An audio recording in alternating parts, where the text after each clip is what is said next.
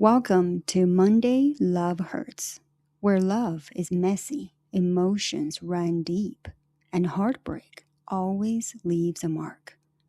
I'm your host, S. Buckle up. Tonight's story is about to begin.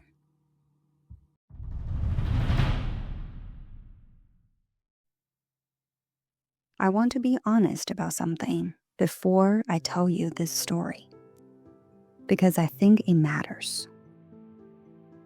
I'm not stupid.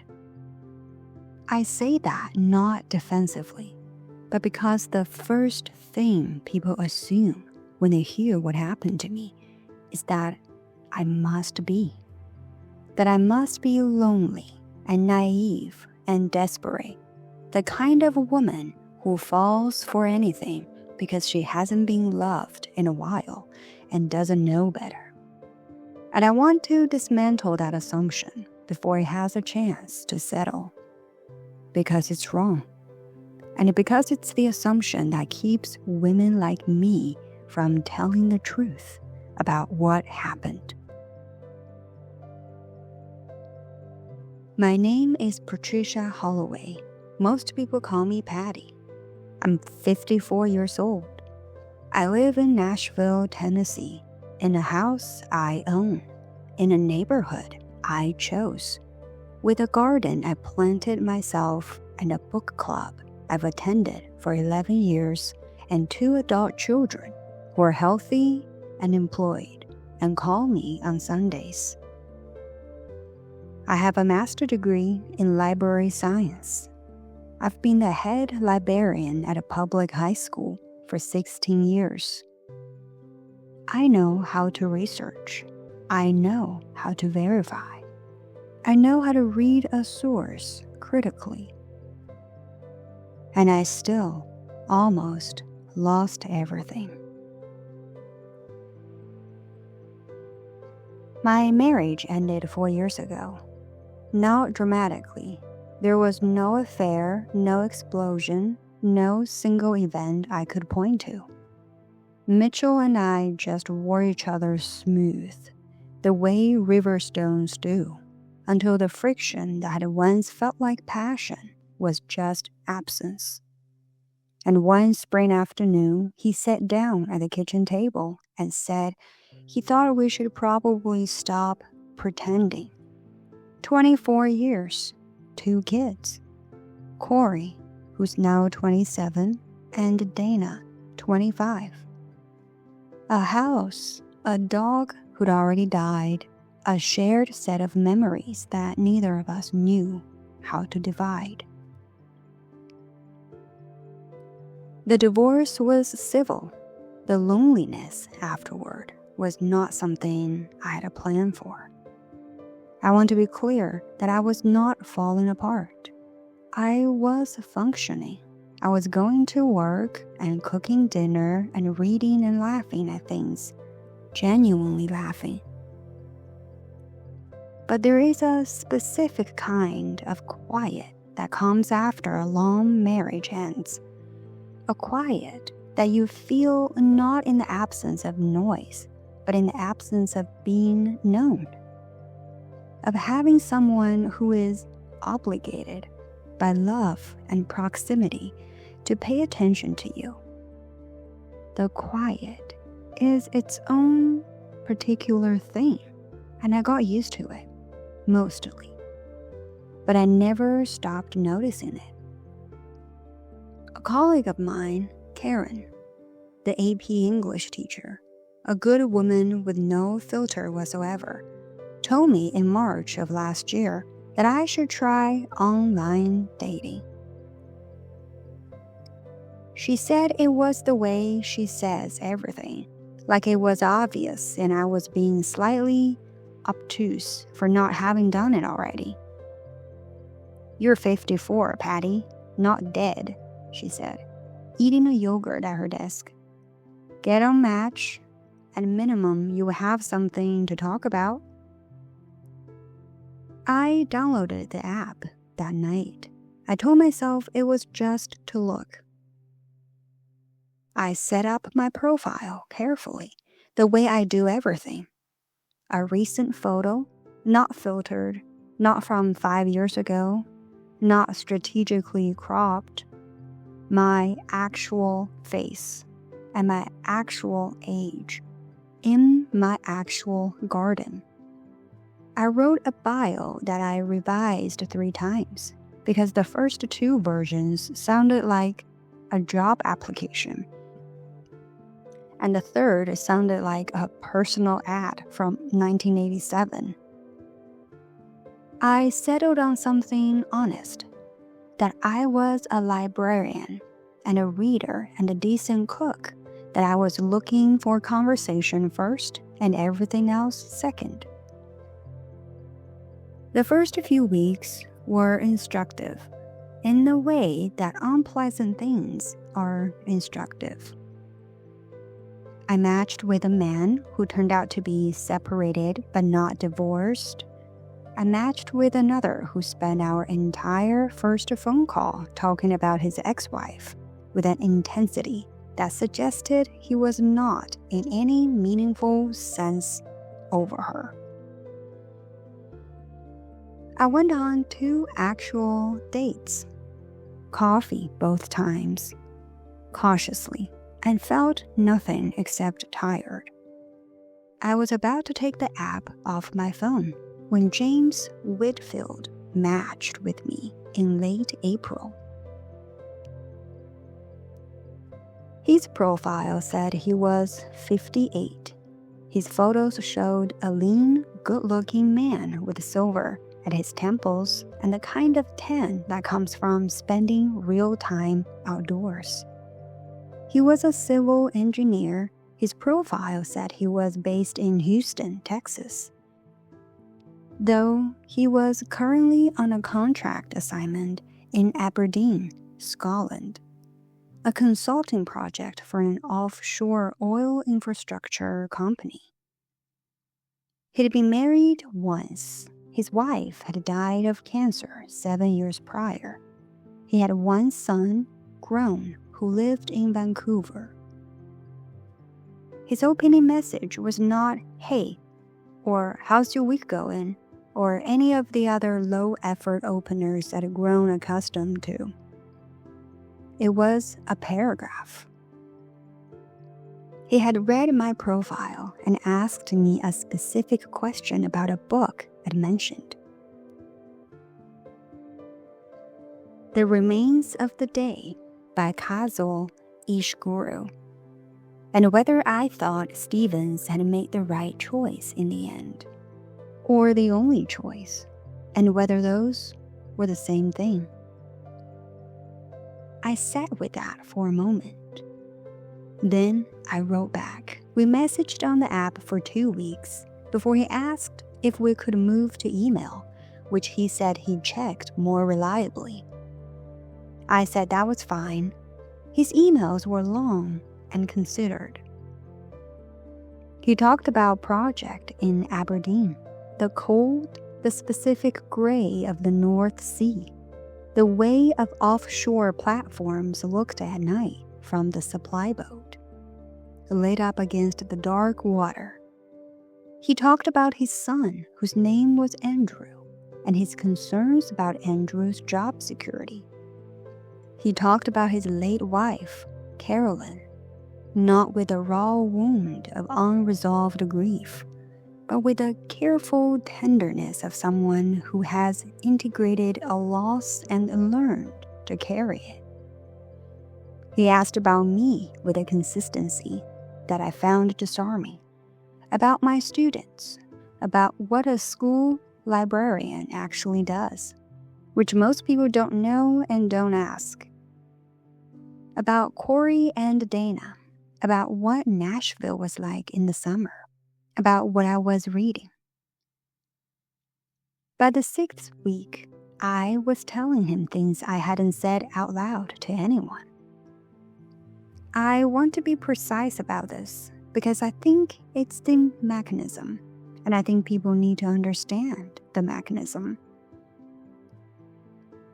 It wasn't that he swept me off my feet. It wasn't romance in the movie sense. the grand gesture, the breathless moment. It was attention, constant, patient, intelligent attention. It was having someone ask a question and then read your answer carefully and ask a follow-up. After 4 years of dining alone and a book club and Sunday calls with my kids, that quality of attention felt like water. By week 8, I thought I was falling in love with him. The first request came in late June. He called it an embarrassment to even mention and framed it that way, almost apologetically, almost humorously. There had been a banking issue. His accounts in the US were frozen due to a regulatory review tied to the engineering firm. Something about international wire protocols, he said, that was perfectly routine, but had caught a number of contracted employees in the temporary hold. He had expenses due. Andrew needed help with a medical bill, something cardiac, minor, but time-sensitive. He hated to ask. He would pay back within the week, as soon as the hold cleared. Would $8,000 be possible? I sent it. That is the sentence I have had to say out loud. In various contexts, multiple times, since it never gets easier. I sent it. A wire transfer from my savings to an account number he texted me. Because I believed him, and because the story was specific enough to be plausible, and because I had been talking to this man every day for 2 months, and I thought I knew him. The hold cleared, he said. He had paid it back the following week. Then there was another complication. Another hold, another expense. This one related to the project, a material cost. His company was slow to reimburse. Could I manage another $5,000? Just temporarily. I sent that too.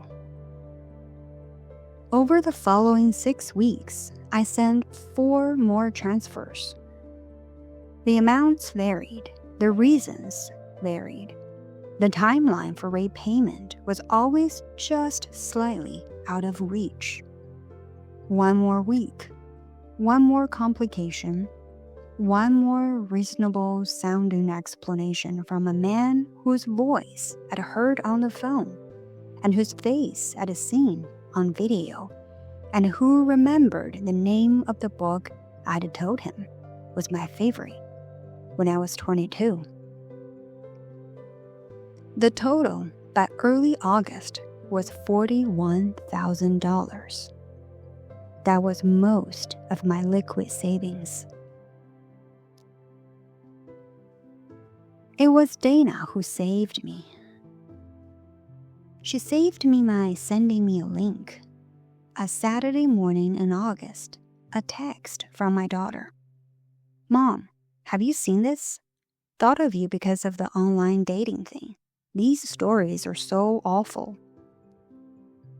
The link was to an article in Atlantic News about romance scams, the mechanics of them, the psychology, the scale. The article included a breakdown of the most common profile types used by scam operations. Civil engineers on overseas contracts were number 1 on the list. I read the article at my kitchen table in my bathrobe with my coffee going cold. Then I went to my email and I pulled up James' most recent photo, the one he sent 2 weeks prior. Standing on what he said was the Aberdeen waterfront. I right-clicked it. I chose search image on Google. The photo belonged to a man named Erik Lundqvist, a Swedish engineer. His photos appeared on his company's website and his LinkedIn profile. He had no connection to Houston or Aberdeen or offshore oil engineering. His name was not James Whitfield. I sat there for a long time. The coffee got cold. The refrigerator made its usual sound. Then I picked up my phone and called Dana back. "Don't tell Corey yet," I said. "And I need you not to react to what I'm about to tell you." I called the FBI field office in Nashville on the following Monday morning. I want to be honest. I expected to be dismissed. I expected a tired voice on the phone taking down my information for a report that would be filed and forgotten. What I got instead was a transfer to a unit that handled financial crimes and cyber fraud. And within 48 hours, I was sitting in a conference room on Charlotte Avenue with 2 agents. A woman named Special Agent Torrey and a man named Special Agent Briggs, who were neither dismissive nor surprised. "This operation is consistent with a network we've been tracking for about 14 months, Torrey said. She was in her late 30s, precise and direct. "You're not the first person they've contacted. You're not the largest amount they've taken. And you're not, I want to be very clear about this, unusual in having been taken in by it." She slid a folder across the table. Inside were printouts of other profiles, other names, other photos stolen from real people. The same structural story. Engineer, overseas contract, banking complication, escalating requests. "How did they choose me?" I asked. "Probably your public-facing professional profile," Briggs said. He was older, quieter. "School librarians are often targeted because they're perceived as stable, educated, emotionally trustworthy, and less likely to have a large social network checking in on their finances."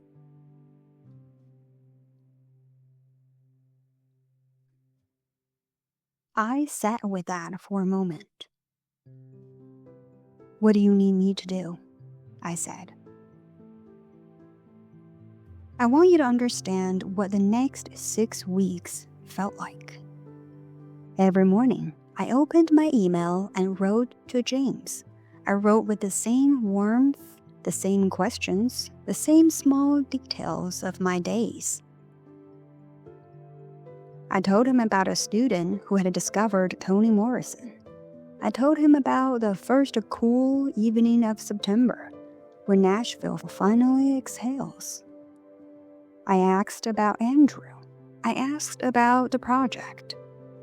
And the whole time, I was on a 3-way monitoring arrangement with Torrey and Briggs, who reviewed my correspondence, helped me craft responses that kept him engaged without triggering alarm, and were methodically building a financial trace through the wire transfer records.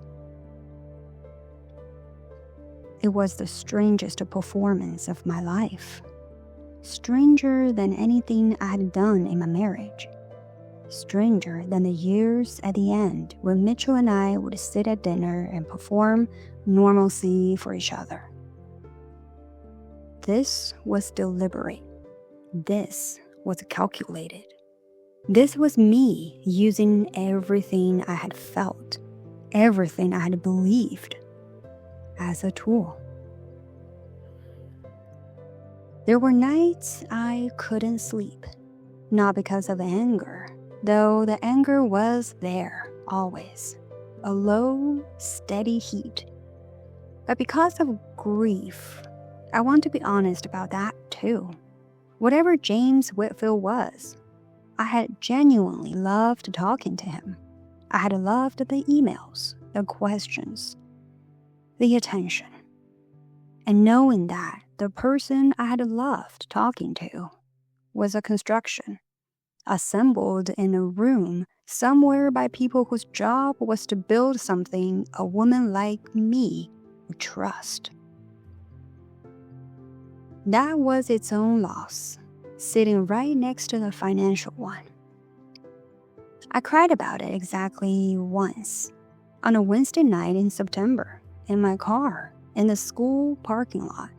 Then I drove home and wrote James a warm and careful email about a documentary I had pretended to watch, and went to bed.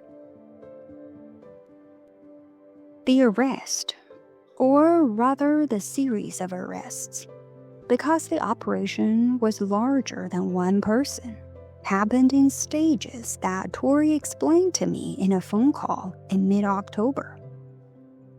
I won't go into details I'm not authorized to share. What I can tell you is that the network traced to an operation with connections in multiple countries, and that the man who had primarily handled my correspondence was located, and that the financial trail I had helped preserve made a meaningful contribution to the case. I will not tell you I felt satisfaction. I felt something more complicated than that. Something that was relief and exhaustion, and a specific hollow feeling that I think comes from the end of sustained performance. Tori called me after the initial arrests. She said something I've thought about since. "You did well," she said. "Most people, when they find out, either confront immediately or go completely silent. Both of those responses compromise the case. You stayed in it for 6 weeks. That's not easy." I told her I had had good training, 24 years of marriage, I said. She laughed. I think she understood what I meant. I have recovered approximately 60% of the money. The legal process is ongoing, and I don't expect to recover the rest.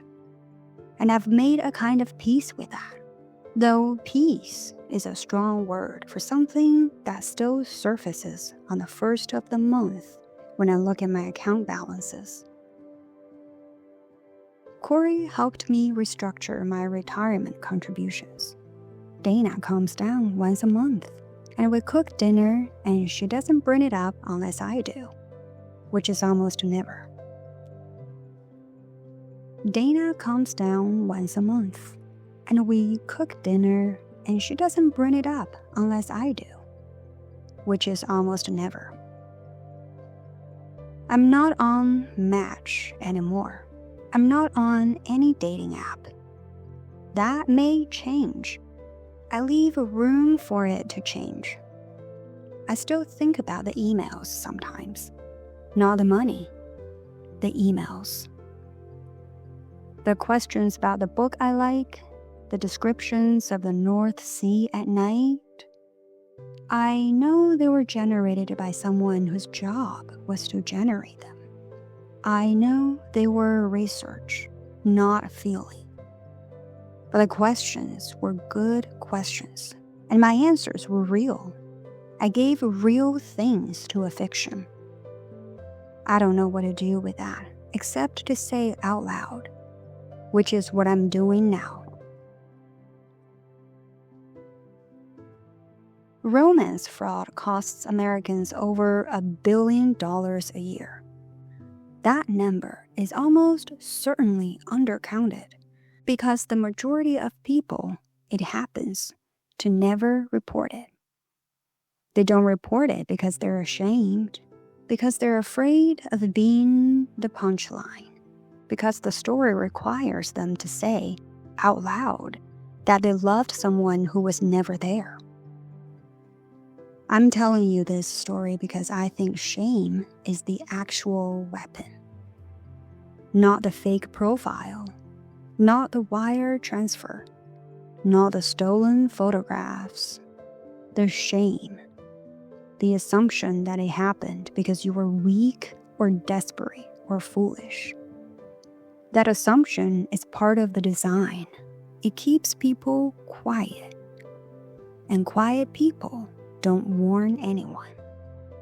So here I am.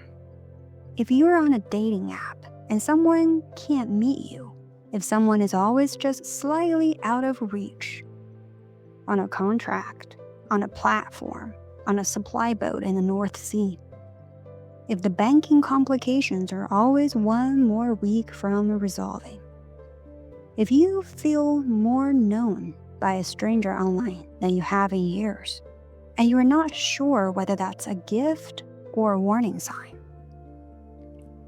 please talk to someone. Not because you're stupid, because you're human. And there are people in this world who have made a very precise science of what that costs. Love is supposed to be the safest thing. Stay safe out there.